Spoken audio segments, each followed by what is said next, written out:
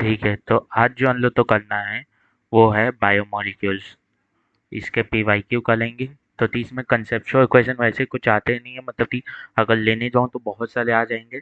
पर conceptual question वैसे नहीं आते, मतलब कि मेनली इसमें फार्मूला यही सब फार्मूला पूछ देता है बहुत बार। और कई बार डायलेट एनसीईआरटी थी लाइन, तो इसमें बस पीवाईक्यू करना सफिशियंट हो जाता है आखिरी समय में।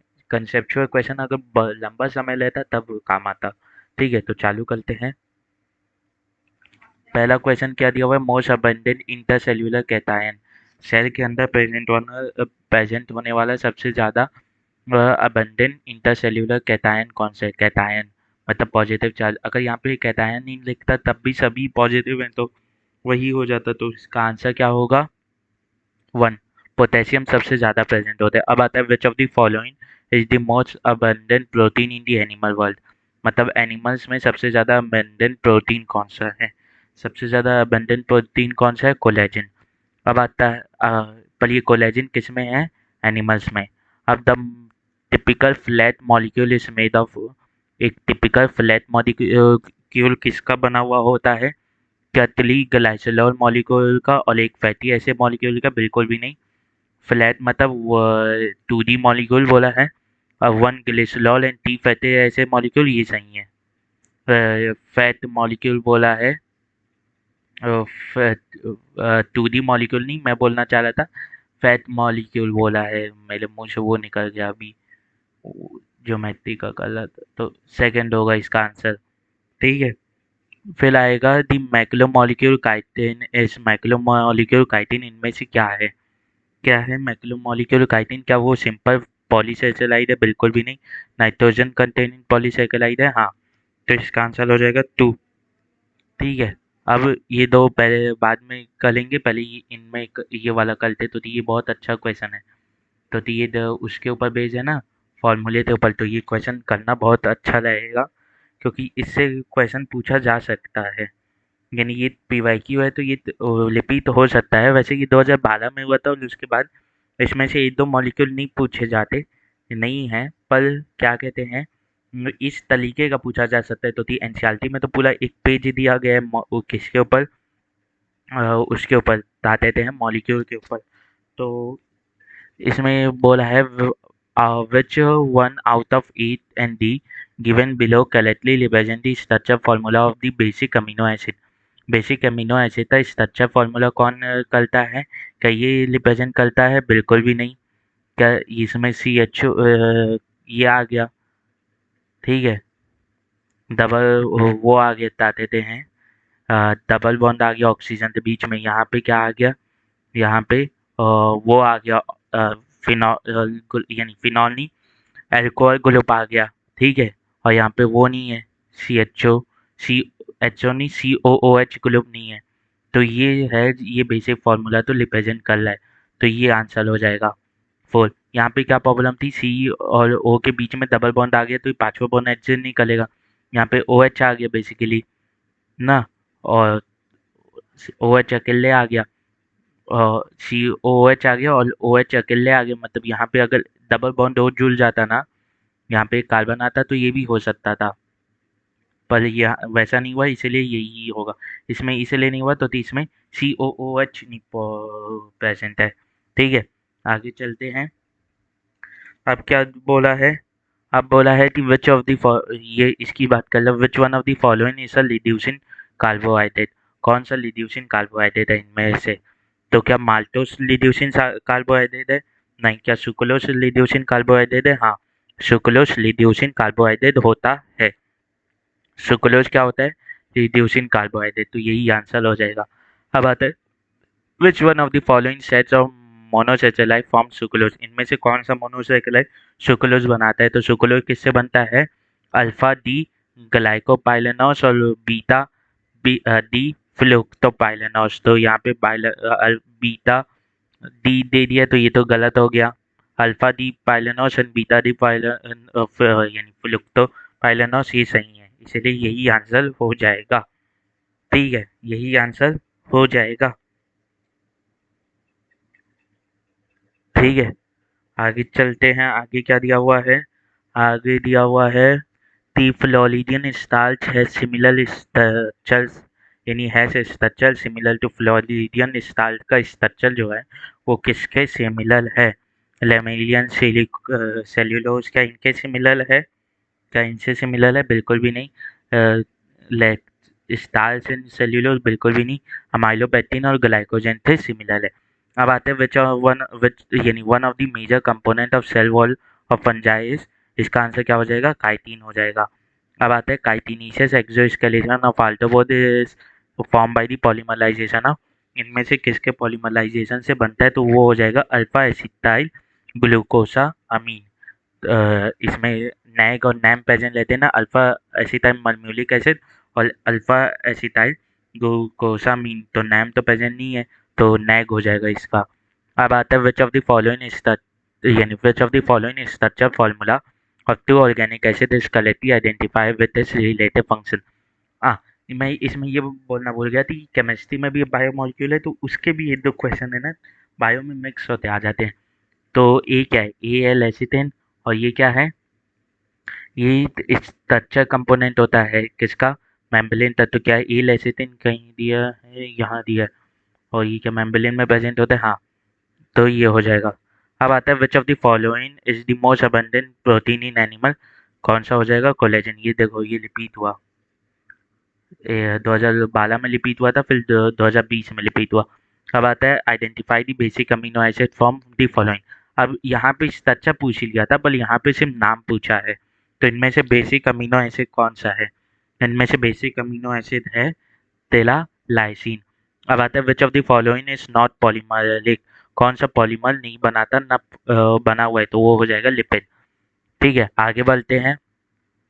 Which of the following is the least likely to be involved in stabilizing the three-dimensional folding of Morse protein? कौन सा मोर्स अधिकतर प्रोटीन के थ्री डायमेंशनल स्ट्रक्चर को स्टेबलाइज करने में इन्वॉल्व नहीं होता? इनमें से वो क्या है? इनमें से कौन सा इन्वॉल्व नहीं होता? हाइड्रोफोबिक इंटरेक्शन तो इन्वॉल्व होता है, एस्टर बॉन्ड इन्वॉल्व नहीं होता तो बनता ही नहीं है। ठीक है, अब आता है identify the substance having glycosidic bond and peptide bond respectively in their structure। किसमें ग्लाइकोसिडिक बॉन्ड है और किसमें पेप्टाइड बॉन्ड है, ये हम लोग तो आइडेंटिफाई करना है। तो इन्यूलिन और इंसुलिन, सिंपल सा आंसर है। ये दो में कंफ्यूजन आता है तो ये दोनों तो याद रखना है। इन्यूलिन में ग्लाइकोसिडिक होता है और इंसुलिन में पेप्टाइडिक बॉन्ड होता है, यानी पेप्टाइड बॉन्ड होता है। अब आता है the two functional group characterise characteristic of sugar is, ऐसे फंक्शनल ग्रुप जो शुगर में प्रेजेंट ही होते हैं वो है carbonyl and hydroxyl. Carbonyl and hydroxyl. ठीक है, अब आता है मैच करना है, पर मैं यहाँ पे सीधा मैच कर देंगे। तो प्रोटीन क्या है? प्रोटीन क्या होता है? प्रोटीन में पाया जाता है पेप्टाइड बॉन्ड।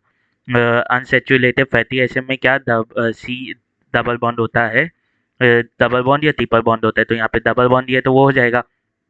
फिर न्यूक्लिक एसिड में फॉस्फोडाइस्टर बॉन्ड होता है जो यानी बैकबोन बनाता है इसकी, और बता देते हैं पॉलीसेचुराइड में ग्लाइकोसिडिक बॉन्ड होता है। इसीलिए तो जो इन्यूलिन है वो तो ग्लाइकोसिडिक है, यानी वो है ना ग्लाइकोसिडिक बॉन्ड होता है। तो इन्यूलिन क्या है? पॉलीसेचुराइड है, और हमारा जो इंसुलिन है वो प्रोटीन है एक तरह से।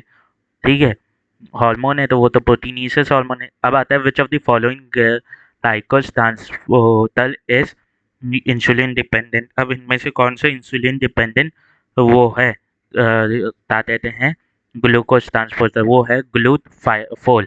अब आता है मैच दी फॉलोइंग, फिर से मैच दी फॉलोइंग आया है। इसमें क्या करना है?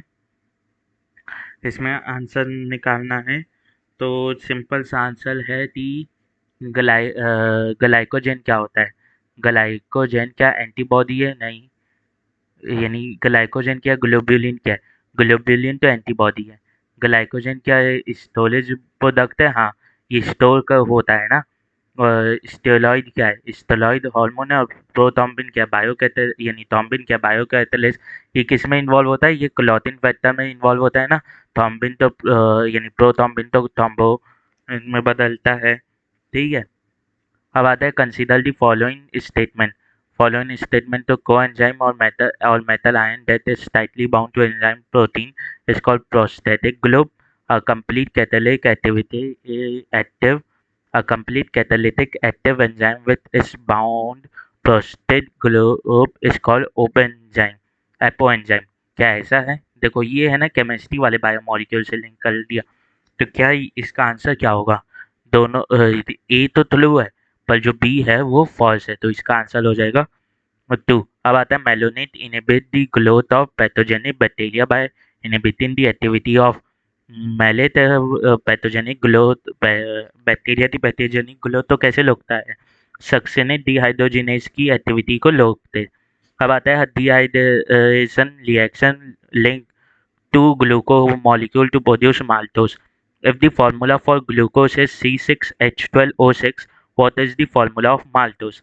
अगर बता देते हैं डिहाइड्रेशन रिएक्शन दो ग्लूकोज मॉलिक्यूल तो लिंक करता है और उससे माल्टोज बनता है, तो फॉर्मूला क्या होगा माल्टोज का? अगर ग्लूकोज का फॉर्मूला ये है, तो ये बात याद रखनी है, डिहाइड्रेशन में H2O निकल जाता है, H2O निकल जाता है, तो बेसिक एक H2O निकलेगा, तो दो ग्लूकोज मॉलिक्यूल लिंक होंगे तो क्या बनेगा? C12 H24 और O12। ठीक है, पर इससे लो तो क्या निकालना है? लो तो इससे एक H2O का मॉलिक्यूल निकाल देना है, तो वो करीब करीब ये बन जाएगा C12H22O11। तो यही माल्टोज का फॉर्मूला भी होता है। अब cellulose does not form blue colour with iodine because cellulose blue colour नहीं बनाता आयोडीन के साथ, क्योंकि उसमें कोई छेद नहीं रहते, यानी उसमें गैप नहीं रहते जहाँ पे आयोडीन जाते बैठ पाए। तो इट इज हेलिकल मॉलिक्यूल ऐसा नहीं है। It does not contain complex helix and can not hold the iodine molecule. हाँ ये सही है, उसमें जगह नहीं रहती, छेद नहीं रहते जिसमें जाते आयोडीन बैठ पाए। ठीक है, अब आता है आइडेंटिफाई दी इनकलर पेयर। इनमें से इनकलर पेयर कौन सा है? तो वो हो जाएगा टॉक्सिन एबिलेनिन, दलग हो जाएगा, लाइसिन दलग नहीं होता। ठीक है, अब आता है lead the following statement on lipid and find out the colour set of statement. Lecithin पाया जाता है plasma membrane is glycol lipid. Glycolipid एक जो लेसिथिन प्लाज्मा मेम्ब्रेन में पाया जाता है, क्या वो ग्लाइकोलिपिड है? क्या ऐसा है? क्या ऐसा है? तो यहाँ पे बोला कलर सेट ऑफ स्टेटमेंट बताना है, तो ऐसा नहीं है, ऐसा बिल्कुल भी नहीं है। अब आता है फैटी एसिड जो है, जो फैटी सेचुरेटेड फैटी एसिड है, सिचुएटेड होता है ऑन मोल जो प्रोसेस वन और मोल बता देते हैं मुंह में नहीं आ रहा, मतलब दी डबल बॉन्ड, सॉरी, हाँ मुंह में सब नहीं आ रहा था, डबल बॉन्ड। क्या उसमें डबल बॉन्ड लेता है? सेचुरेटेड में बिल्कुल भी नहीं, सेचुरेटेड में तो सभी सिंगल बॉन्ड लेंगे। क्या क्लिंजी oil have lower melting point hence remain as oil in water? सही है। अब आता है lipid are generally soluble in water but soluble in some organic solvent. क्या लिपिड इनसॉल्युबल इन वाटर लेते हैं जनरली? हाँ ये बात भी चाहिए, और सॉल्यूटाइल लेते हैं मतलब सॉल्युबल लेते हैं सम ऑर्गेनिक सॉल्वेंट में, ये भी सही है। When fatty acid is sterilised with glycerol monoglyceride are formed. बनते हैं, क्या ये बनते हैं? हाँ, तो इसका आंसर क्या हो जाएगा? सी, डी और ई।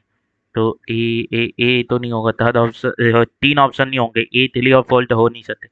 यहाँ पे सी के ई दिया हुआ, ये डी होगा, सॉरी।